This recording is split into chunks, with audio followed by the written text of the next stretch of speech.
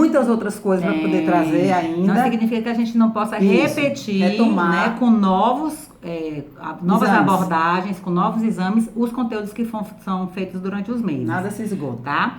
Então a gente vai finalizar hoje, né, com o que a gente prometeu sobre coagulograma. Então a gente vai trazer para vocês o conteúdo de coagulograma. Pronto. O coagulograma varia de laboratório para laboratório, o provas de hemóstase, também é conhecido assim. Então alguns laboratórios trazem uma sequência muito grande de exames que são realizados no coagulograma, outros trazem uma sequência mais restrita. Então normalmente a gente tem tempo de protombina, que é o TP, o TTPA, que é o tempo de tromboplastina parcial ativado, a contagem de plaquetas, a prova do laço, tempo de sangramento, retração do coágulo, tempo de coagulação. Então, normalmente, tempo de teste de fragilidade capilar. Então, esse seria o escopo completo. Mas, como eu reitero o que eu disse aqui, alguns laboratórios trazem alguns exames mais enxutos. Pocket, né? Isso, coisa mais menor. Curta. E por que a gente solicita coagulograma, né? Quando a gente faz procedimentos cirúrgicos, nos pré-operatórios, a gente solicita para que a gente saiba como é que está funcionando a coagulação do paciente, né? A hemostasia daquele meu paciente. Também é solicitado em alguns casos, como por exemplo, com picadas de animais ou mordidas de animais, que levam à alteração dessa hemostasia. E aí então é solicitado também o coagulograma, não só para procedimentos pré-operatórios. Isso, né? Porque às vezes você tem vai fazer uma raspagem no paciente e você suspeita que o paciente tem alguma alteração de hemostasia e você vai solicitar também. O uso de anticoagulantes. Que solicite. Pacientes fazem uso de anticoagulantes também. Então, assim, é feito até mesmo mais para controle. Lembra que a gente fazia o tempo todo o TP dele? Falei não. Vá.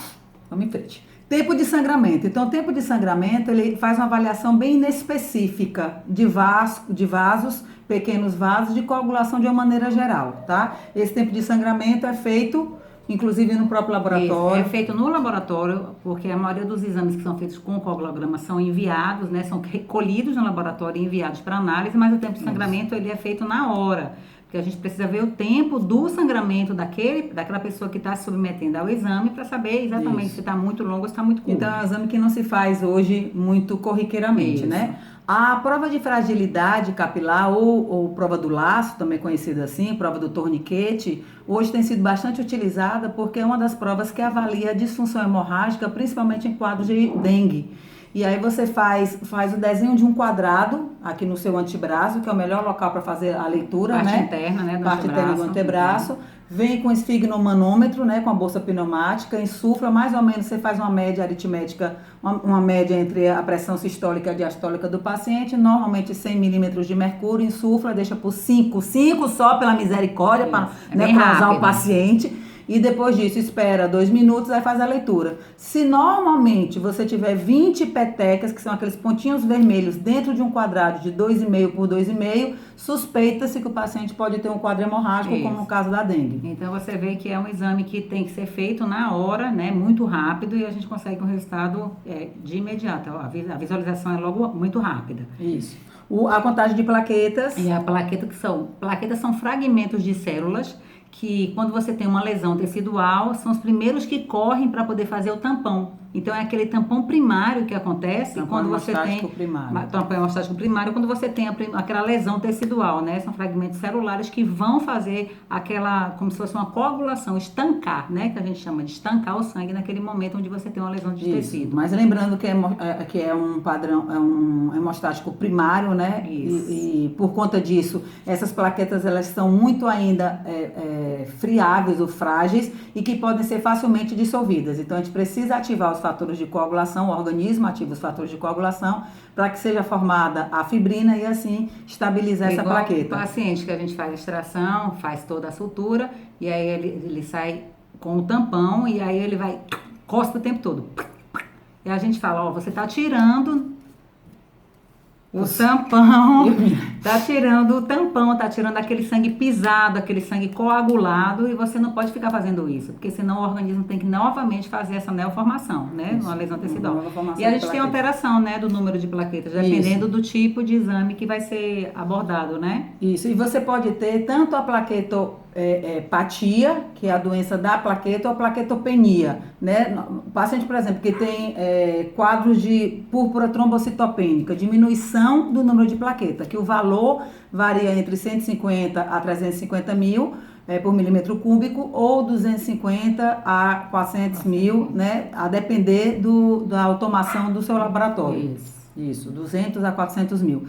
E aí, lembrando bem que a Vene falou, a plaqueta é responsável pela formação do tampão hemostático primário. E aí depois você tem a formação do tampão hemostático secundário. Que aí, com os fatores de coagulação, você tem via extrínseca, via intrínseca, as duas vias através dos fatores, um vai ativando o outro, ativa o fator 10, que é a via comum, e a partir daí você tem protrombina, trombina, fibrinogênio e fibrina. E é essa fibrina que funciona como uma cola para estabilizar essa plaqueta. Porque a fibrina, na verdade, ela chega a ser, então, agora o tampão secundário ou tampão definitivo, né? Então, a gente tem a via da cascata extrínseca e a via intrínseca, onde você tem tanto o tempo de protrombina funcionando aí, como o tempo de tromboplastina parcial ativado que funciona em outra via, né? Cada um na sua via específica. Isso. E aí a prova de retração do coágulo e tempo de coagulação são exames que hoje em dia não entram muito no coagulograma, e ele é bem inespecífico, porque avaliam de uma maneira geral,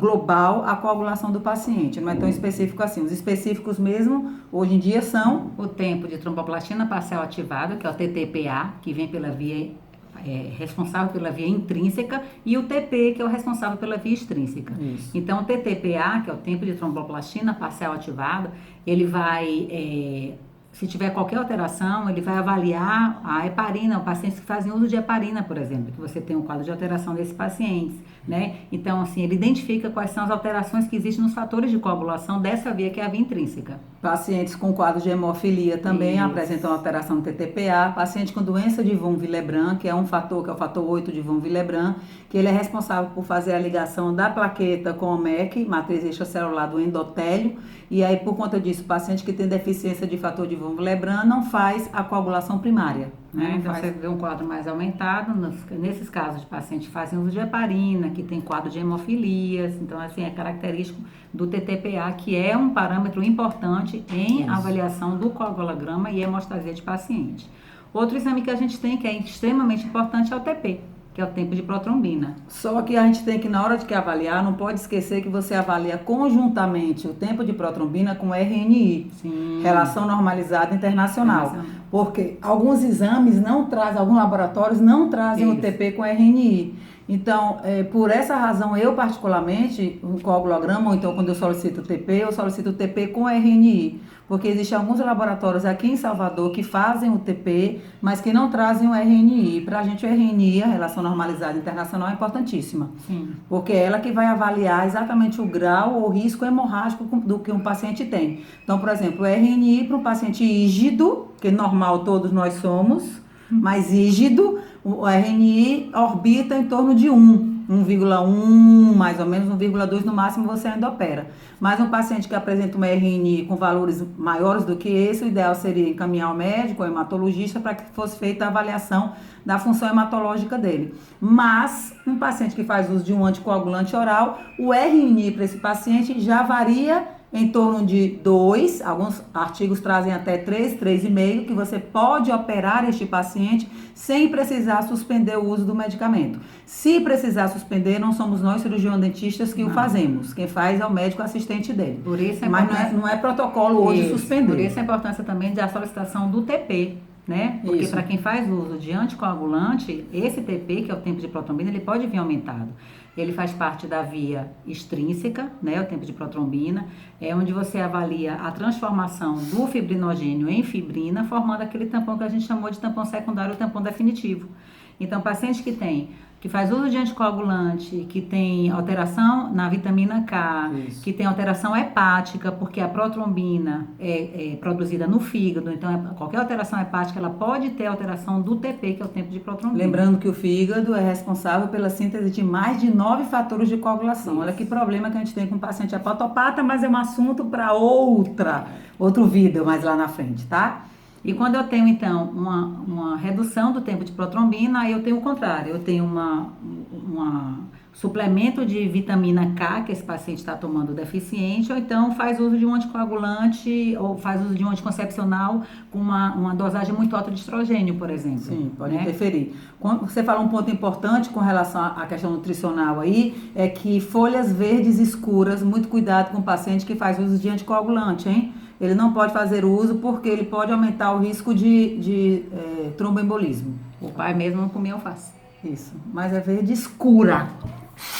Couve, rúcula, um negócio que bota lá na pizza, coisa escura, animal. Tá puxado. Mas Ele não gostava comia de alface, alface. eu não gostava de alface. Então é isso aí, gente. Gostaram? Espero que sim. Vamos para a última parte do Você Sabia? Você sabia que o espirro ele pode atingir até 150 km por hora? E nesse espirro com 150 km por hora você deixa eliminar até 40 gotículas infecciosas. É por isso que quando a gente espirra, a gente fecha os olhos, porque a gente protege o canal lacrimal e os vasos sanguíneos. Você sabia? Beijo, gente. Fiquem com Deus. Beijo. Tchau. Coloquem as dúvidas.